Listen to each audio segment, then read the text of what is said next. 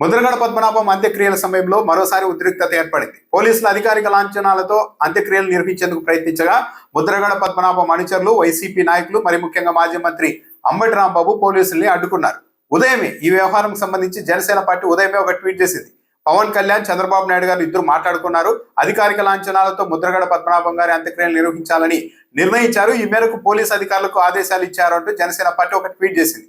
ఈ విషయం బయటకు రాగానే ముద్రగడ పద్మనాభం కుటుంబ సభ్యులు, ఆయన సతీమణి, కుమారుడు తమకు అధికారిక అంత్యక్రియల అవసరం లేదు అని ప్రకటించారు. ముద్రగడ పద్మనాభం బతికున్న సమయంలోనే ఈ ప్రభుత్వం నుంచి ఎలాంటి అధికారిక లాంఛనాలతో కార్యక్రమాలు చేయకూడదు అని చెప్పారు. కాబట్టి తమకు అధికారిక లాంఛనాల అవసరం లేదు అని కుటుంబ సభ్యులు ప్రకటించారు. అయినప్పటికీ కూడా పోలీసులు అక్కడికి చేరుకొని గాల్లోనికి తుపాకులతో కాల్పులు జరిపి అధికారిక లాంఛనాలతో కార్యక్రమం నిర్వహించేందుకు ప్రయత్నించారు.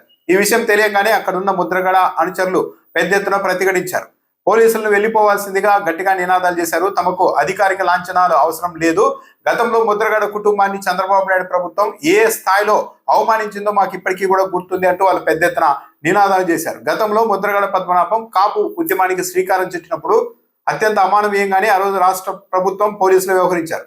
వందలాది మంది పోలీసులు ఆయన ఇంటి మీదకి వెళ్లి ఆయన నిర్బంధించుకుంటే బలవంతంగా ఆయన బయటికి ఈడ్చుకురావడంతో పాటు ఆయన సతీమణిని కూడా నడి రోడ్డు మీద బూతులు తిట్టుకుంటూ ఈడ్చుకెళ్లారు. కుమారుడిని అక్కడే పోలీసులు కొట్టడం కూడా అందరూ చూశారు. ఆ సమయంలో దాసరి నారాయణరావు, చిరంజీవి, పల్లం రాజు ఇలాంటి వాళ్ళు ముందుకు వచ్చారు. ఇప్పటికే చంద్రబాబు నాయుడు చేతిలో గతంలో వంగవీటి రంగాన్ని కోల్పోయాం. ఈసారి ముద్రగడ పద్మనాభంని కోల్పోయేందుకు మేము సిద్ధంగా లేం. వెంటనే కక్ష సాధింపు చర్యలు మానుకోవాలి, ఆయన్ని బయటకు విడుదల చేయాలంటూ పెద్ద ఎత్తున డిమాండ్ చేశారు. దాంతో అప్పుడు చంద్రబాబు నాయుడు ప్రభుత్వం వెనక్కి తగ్గింది. కానీ ఆ రోజు తనకు జరిగిన అవమానాన్ని అనేక వేదికల మీద ముద్రగడ పద్మనాభం పదే పదే ప్రస్తావించి గుర్తు చేసుకొని చాలా బాధపడేవారు.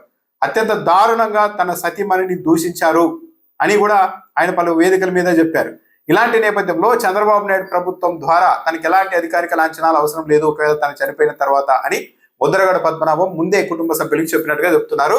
ఆ మేరకు వాళ్ళు తిరస్కరించినప్పటికీ కూడా పోలీసులు అక్కడికి వెళ్ళారు.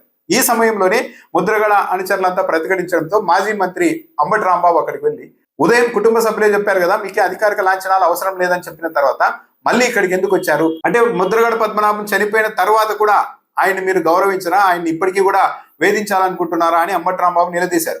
ఆఖరి కోరికలు తీర్చాల్సిన పరిస్థితుల్లో ఇలా ఆయన నిర్ణయానికి విరుద్ధంగా, కుటుంబ సభ్యుల నిర్ణయానికి విరుద్ధంగా అధికారిక లాంఛనాలతో నిర్వహించేందుకు మీరెందుకు వచ్చారంటూ పోలీసులతో అంబటి రాంబాబు తీవ్ర స్థాయిలో వాగ్వాదానికి కూడా దిగారు. ముద్రగడ పద్మనాభం బతికున్నప్పుడు తాను చనిపోయిన తర్వాత తన కుమార్తె మాత్రం తనను చూడడానికి రాకూడదని కూడా చెప్పారు. కానీ ఉదయం పోలీసుల సాయంతో ఆమె ఏకంగా అక్కడికి రావడం, ముద్రగడ పద్మనాభం సతీమణి, కుమారుడు, అక్కడున్న అనుచరులంతా పెద్ద ఎత్తున వెళ్ళిపోవాల్సిందిగా నినాదాలు చేయడంతో ఉదయం కూడా ఉద్రిక్తత ఏర్పడింది. అంటే ముద్రగడ పద్మనాభం తాను చనిపోయిన తర్వాత తన కుమార్తె తనను చూడడానికి వీలు లేదని చెబితే ఆయన ఆఖరి కోరికను కూడా నెరవేరకుండా పోలీసులు ఇలా వ్యవహరిస్తూ వచ్చారు ఉదయం నుంచి అన్న ఒక విమర్శ కూడా ఉంది. అయితే జనసేన పార్టీ మంత్రులు, నాయకులు ముద్రగడ పద్మనాభం కుమార్తె క్రాంతి ఇంటికి వెళ్లి ఆమెను పరామర్శించారు. ఆమె తన తండ్రి అంత్యక్రియల్ని టీవీలో చూస్తే బోరున విలిపిస్తూ ఉన్నట్టుగా కొన్ని వీడియోలు కూడా జనసేన పార్టీ నాయకులు విడుదల చేసి సొంత తండ్రి చనిపోతే ఆయన్ని కడచారి చూపు చూసేందుకు వచ్చిన కుమార్తెను అడ్డుకోవడం భావ్యం కాదు అంటూ ఎదురు పోస్టులు పెట్టడం కూడా మొదలుపెట్టారు. ముద్రగడ పద్మనాభం బతికున్నప్పుడు ఆయన్ని అవమానించేలాగా స్వయంగా కుమార్తె రాజకీయ ప్రకటనలు ఇచ్చారు. దాంతో ఆయన తీవ్ర మనోవేదన చెందారు. ఆమె జనసేన పార్టీ వైపు నిలబడి సొంత తండ్రి మీదే ఆరోపణలు చేసేసరికి ముద్రగడ పద్మనాభం తట్టుకోలేకపోయారు. ఆ నేపథ్యంలోనే తాను చనిపోయిన తర్వాత ఆమె తనను చూడడానికి కూడా రావడానికి వీల్లేదు, గతంలో తన భార్యకు అనారోగ్యం చేస్తే ఇంటికి వెళ్తే లోపలికి కూడా రానియలేదు నా కుమార్తె, కాబట్టి అలాంటి కుమార్తె నన్ను చూడడానికి రాకూడదు అని కూడా ముందే చెప్పారు. కానీ పోలీసుల సాయంతో అక్కడికి వచ్చారు. ముద్రగడ అనుచరులంతా ప్రభుత్వం కావాలని పోలీసుల బలగాలతో ఆమెను ఇక్కడికి పంపించారు అని కూడా ఉదయం నిరసన తెలిపారు. సో మొత్తం మీద ముద్రగడ పద్మనాభం బతికున్న రోజులు తెలుగుదేశం పార్టీ కావచ్చు, జనసేన పార్టీ కావచ్చు ఆయన్ని అవమానించేలాగే వ్యవహరించింది. ఇక గతంలో కాపు ఉద్యమం సమయంలో అయితే చంద్రబాబు నాయుడు ప్రభుత్వం ముద్రగడ పద్మనాభాన్ని, ఆయన కుటుంబాన్ని అవమానించిన తీరు మాత్రం చాలా ఎక్స్ట్రీమ్. ఇప్పటి వరకు అంత అవమానం ఎవరూ చూడలేదు. సో ఈ నేపథ్యం ఉన్న ఆ రెండు పార్టీలు ఈరోజు ముద్రగడ పద్మనాభం చనిపోయిన తర్వాత అధికారిక లాంఛనాలతో కార్యక్రమాలు నిర్వహించడం ద్వారా తమకు ముద్రగడ మీద అపారమైన గౌరవం ఉంది అని చాటుకొని గతంలో ఆయన పట్ల తాము వ్యవహరించిన తీరును తనంతా తుడిపేసుకునే ప్రయత్నం చేశారు అన్న ఒక విమర్శ కూడా ఉంది.